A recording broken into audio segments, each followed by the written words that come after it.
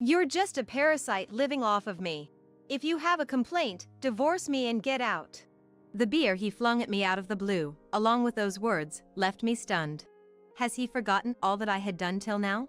It's impossible for me to spend a lifetime with such a person. All right, I said, and left the home that I had lived with my husband for many years. I couldn't possibly stand being called a parasite in silence. My name is Lisa Parker. I'm a 42-year-old housewife. My husband, Mark, is 4 years older than me at 46 and works for the local county office. We've been married for 12 years. We initially both worked, but I quit my job 5 years into our marriage. I actually wanted to continue working. I thought I'd have a child right after getting married, but I started feeling impatient as 2 years passed with no baby. I keenly felt the silent pressure from my in-laws who wanted to see their grandchild. When my mother-in-law finally said, "Is it because you're working that you can't have a child?" I decided to quit my job. I decided to focus on fertility treatments. Many people continue working while undergoing fertility treatments. But I've always had a weak constitution and was anxious about treatments while working. I remember Mark being happy when I quit my job and became a full-time housewife. He assured me that it would be easy to support me on his income alone. Despite quitting my job and becoming a housewife, we still don't have children. Mark was very supportive of the fertility treatments. We both loved children and wanted to have one soon. I think I felt a little rushed when my in-laws said they wanted to see their grandchild soon. There was a tremendous struggle before I came to the understanding that having a child doesn't necessarily go according to plan. 5 years have passed since then, and we're no longer undergoing fertility treatments. We tried various things, but we were not blessed with a child. Both Mark and I have had thorough examinations. We thought there might be a problem with one of us.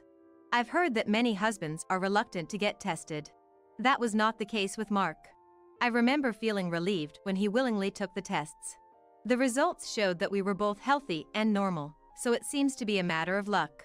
Also, my health was at its limit to continue the fertility treatments. When I told Mark that I was taking a break from the treatments, his reaction was more intense than I had imagined. What are you talking about now? Do you know how much the treatments have cost us? Are you planning to continue being a housewife without even undergoing treatments? He kept blaming me and kept bringing up the cost of treatments. Yes, I know the treatments were expensive and difficult. I felt guilty, and I covered most of the treatment costs with my savings from when I was single. Despite knowing that, Mark kept saying that his hard-earned money was being wasted. Hold on, that's too harsh. You know my body's at its limit, don't you? Mark, who only talks about money without any words of concern for his wife's body, finally got to me. That really got my goat. I couldn't help but retort back in a loud voice. If that's the case, you shouldn't have suggested infertility treatments in the first place. I, who usually never talk back, opposed, and it seemed Mark didn't like that. Yet, he couldn't seem to strongly rebut me. Perhaps he was remembering that he too had agreed to fertility treatments. That day, he left the house and didn't return for quite a while. We had a few fights about the treatment afterward, but things have somehow recently settled down. Maybe Mark has given up on the idea of having a child. I feel guilty about that, but I think we just have to accept that it was our fate. Life as just a couple isn't bad. That's what I kept telling myself. My classmates who have kids seem to be having a hard time financially. Many of my friends continue to work to secure their children's future and their own old age. Mark never outright says it, but he seems unsatisfied with me quitting the treatment and becoming a housewife. After much thought, I decided to start a side job that I could do from home. Immediately, I told Mark about it when he came home from work. Mark laughed at my story as if it was a joke. If it were that easy to make money, nobody would go out to work. Starting with those words, he started to endlessly talk about how busy he is working during the day.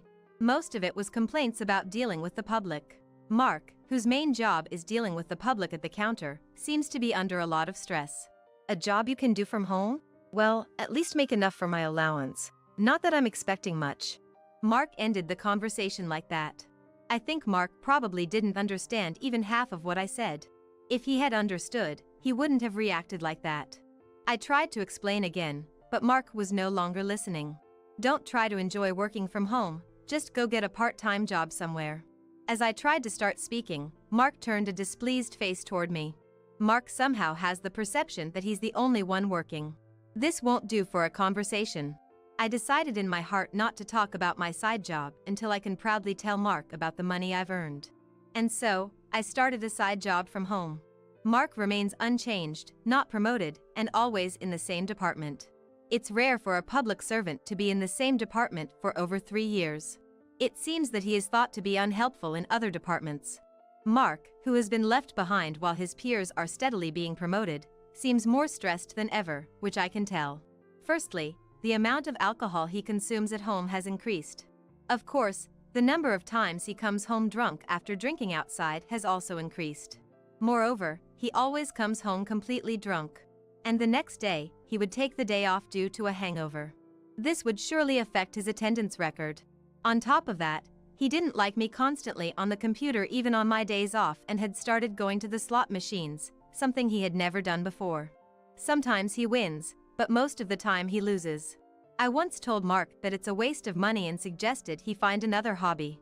Mark retorted, "What do you know?" before storming out. He returned late at night, thoroughly drunk.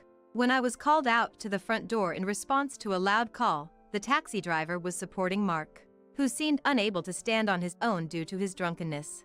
I dumped Mark in his room next to the entrance as he was.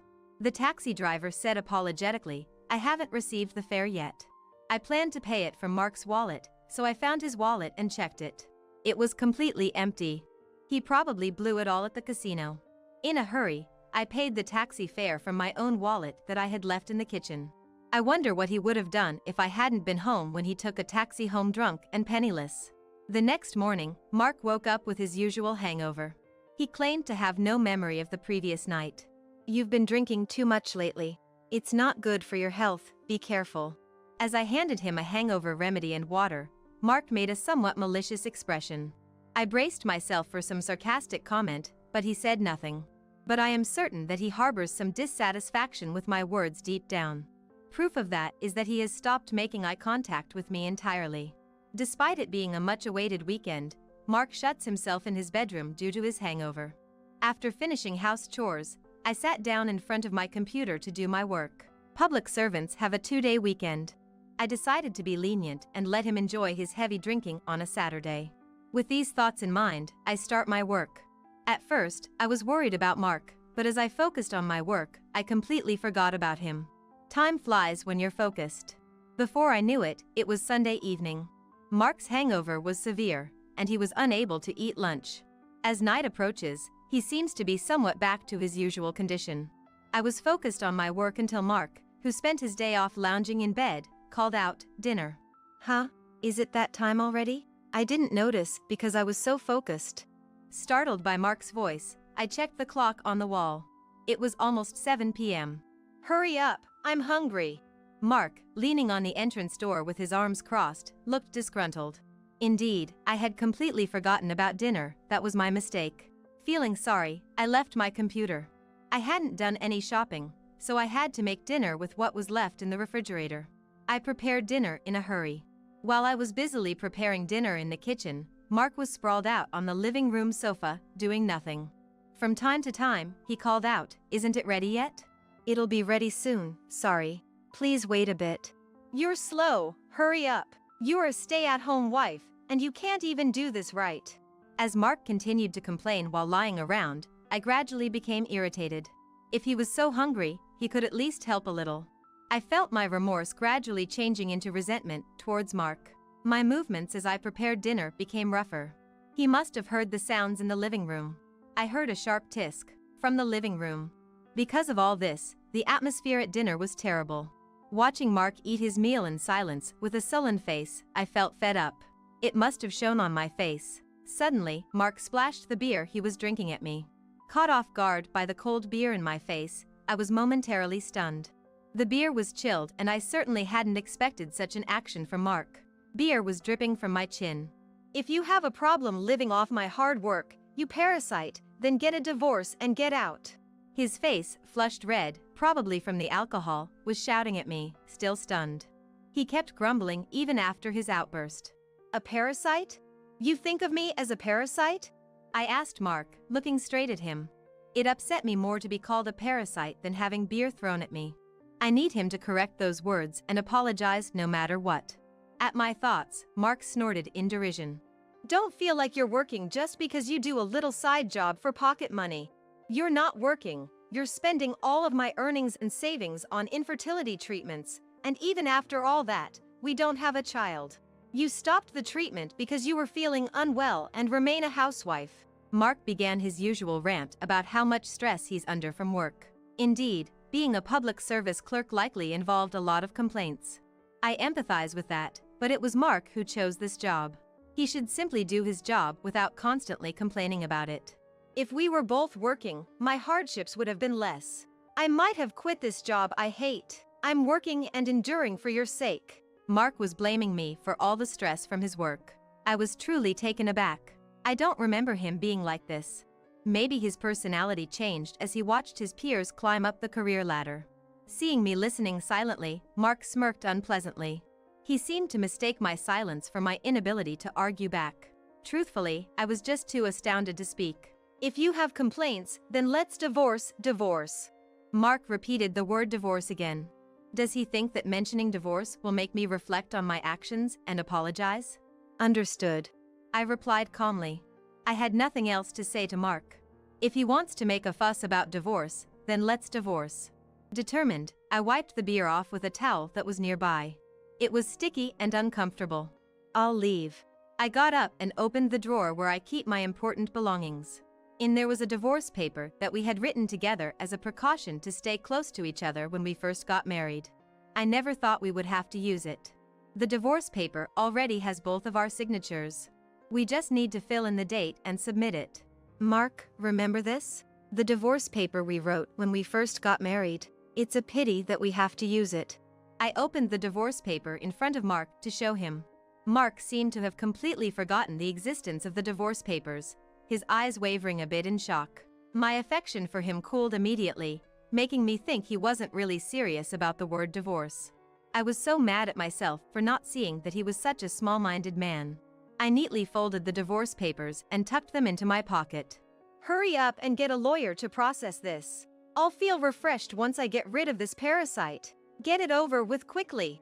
I finished my dinner and left the dining table as it was. I returned to my room, quickly packing only what I needed into my bag. Mark was still drinking beer in the dining room, but I decided to leave the house without saying a word to him. Honestly, I didn't want to see Mark's face anymore. I boarded the train and returned to my parents' house. My parents' home is about an hour and a half away by train. My mother looked surprised to see me come home without any notice, but she seemed to sense something was wrong by my demeanor. I'm home. When I said that in a small voice, my mother warmly welcomed me with welcome back. Whether it was the relief from hearing my mother's voice, I don't know, but I ended up sitting down right at the front door.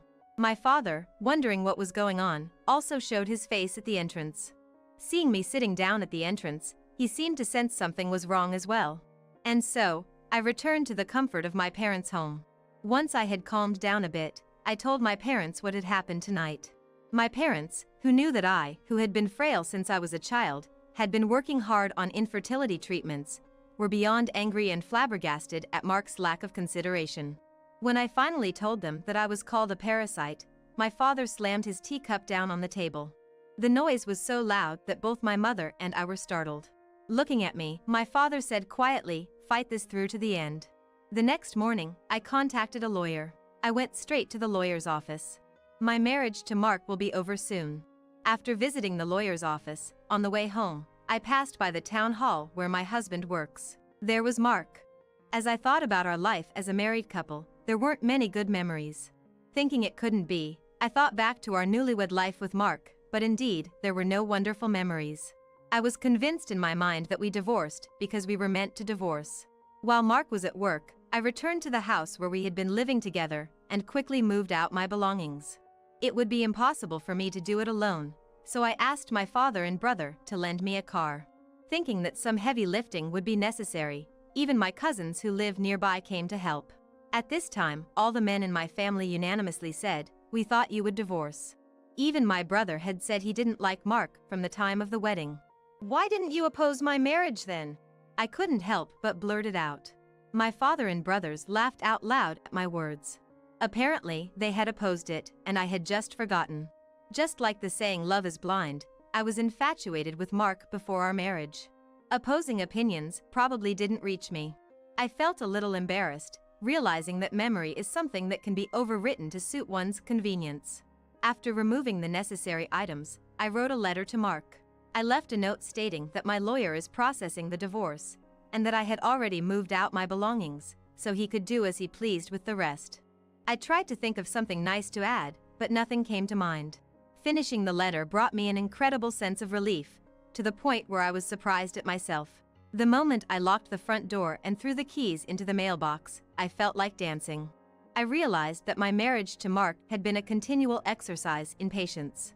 I had braced myself for Mark's immediate contact, but there was none on the day I moved out, or the day after. Then, 3 days after I left the house, I spent the day shopping with my mother for the first time in a long while. It was partly a change of pace, but I also wanted to thank my mother who had accepted me back home without saying anything. As it was nearly Father's Day, I decided to pick out a gift for my father with her. After enjoying the shopping, we returned home a bit past 6 p.m. I had unintentionally left my cell phone at home, and I hurriedly checked it when I got back. There were a terrifying number of calls and emails from Mark. Among Mark's calls, there were also calls from a friend. He's probably asking around my friends for my whereabouts. I felt sorry for the trouble I had caused my friends. As I was wondering whether or not to contact Mark, my phone buzzed, notifying me of an incoming call. When I checked the screen, it was Mark calling. I knew I couldn't keep running away forever, so I decided to pick up. "Lisa, where are you? Things are really bad." The moment I answered the phone, Mark's yelling filled my ears. He sounded very frantic, and I couldn't make out the words he was blurting out. "Huh? What? I've already submitted the divorce papers. We're practically strangers now. I don't know what's so bad, but it doesn't concern me, does it?" I deliberately spoke slowly. I hoped that it would further irritate Mark. My provocation easily riled up Mark. "You just went and hired a lawyer on your own." He made it sound like I had done everything on my own, even though he was the one who had initiated the divorce. This really got on my nerves. "Hold on a minute, remember, you were the one who wanted a divorce, right, Mark? Feeling liberated now that the parasite is gone, are we? Oh, did you realize that maybe you're the parasite?" At my words, I could hear Mark catching his breath on the other end of the line. I had expected the call would come soon. "Did you think I didn't know about your debt?" Actually, Mark had a debt. It was a debt he had accumulated from gambling. It was about 5 years ago when I found out that he was deeply in debt from casino and boat racing. Mark's excuse was terrible. He seemed to think that since I was spending money on infertility treatments, he should be able to spend as well. I remember being confused when he told me that. In the end, we promised to repay this debt together. Mark, who had cried and promised never to gamble again, continued to do so, and I knew it. "Did you think you could repay your debt and live a normal life on just the living expenses you give me?" Mark was silent on the other end of the line. Mark used to hand over the living expenses from his salary to me, and he was free to use the rest as he wished. At first, he would give me the money to repay his debts separately from the living expenses, but eventually, the debt repayment money stopped being included in the living expenses envelope. He had fallen into gambling. "Let me guess, you've been borrowing money from your family to repay the debts, haven't you? Are you mooching off them too?" Mark spat out with as much sarcasm as he could muster. He seemed to think that I was borrowing money from my family to meet the monthly debt repayments.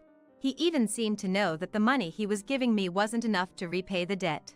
"I haven't borrowed a single penny from my family. I've been repaying your debts with the money I earned from my side job. But now that we are strangers, I don't have any obligation to repay your debts. Did you really think that you could live a normal life while repaying debts with your salary alone?" Mark must have called because he'd been contacted by his creditor. The money he borrowed wasn't from a particularly reputable source. He borrowed from banks, maxed out his credit cards, and ended up in debt to financial companies. There was some debt collection involved. It seems they contacted his workplace. He was panicking. "So, it's not me who is the parasite. You were my parasite, Mark. Stop lying. You can't possibly have made that much money from a woman's work-at-home job. Stop showing off. Just go borrow some money from your family and pay it back." Mark was always looking down on me. I couldn't help but sigh in disbelief. My side job is affiliate marketing. You could look it up on the internet. If you try a bit, you can easily out-earn your salary. I wonder why you didn't realize this when I was no longer dependent on you, especially since you are a public servant. The truth is, the side job I chose was quite profitable. I won't say that anyone can make money from it. How much you earn probably varies from person to person. But my strategy, based on the skills and experience I gained while working in a major corporation's marketing team, was a huge success. Well, that's how it is. I said that and hung up the phone. Mark tried to say something, but I didn't feel like listening to the end. It would probably be something like, pay for me, or I need a loan. Hanging up the phone made me feel like I'd really severed ties with Mark. He probably had other debts that I'd been repaying, and maybe even new ones he'd taken on. Well, it's none of my business anymore. After that, Mark kept calling me for several days. He seems to have come to my family home when I was out, but my father sent him away. At that time, he reportedly said, "I want you to lend me some money." Just how greedy can he be? To think I used the money I earned to repay his debts. It was ridiculous. He should have relied on his parents, but apparently, he'd already done so. He'd borrowed a large amount from his in-laws, and had been disowned without my knowledge. I did feel a distance growing between us and his parents at one point. Mark had told me that his brother and his wife had moved in with them, so they were keeping their distance to avoid being a nuisance, but that must have been a lie. Unable to rely on his own family, he kept borrowing money to repay his debts. I always figured he'd eventually go bankrupt, but it came about surprisingly soon. In the end, he seems to have borrowed money from loan sharks, and even the city hall was hit by debt collectors. There were also harassing phone calls that caused the city hall's phone lines to go crazy, causing a big problem. Eventually, rumors spread, and Mark lost his place at work and resigned. I heard rumors that he is now unemployed and on the run from debt collectors. He has become less than a parasite now, more like scum. Having moved back to my family home, I decided to stay there. We're renovating the slightly old family home, and my mother is putting her heart into creating an English garden she's always longed for. My affiliate marketing is going well, and I'm not short of money. Most of all, I'm happy that I can spend the money I've earned on my own. Once the English garden is complete, I'm thinking of opening a cafe.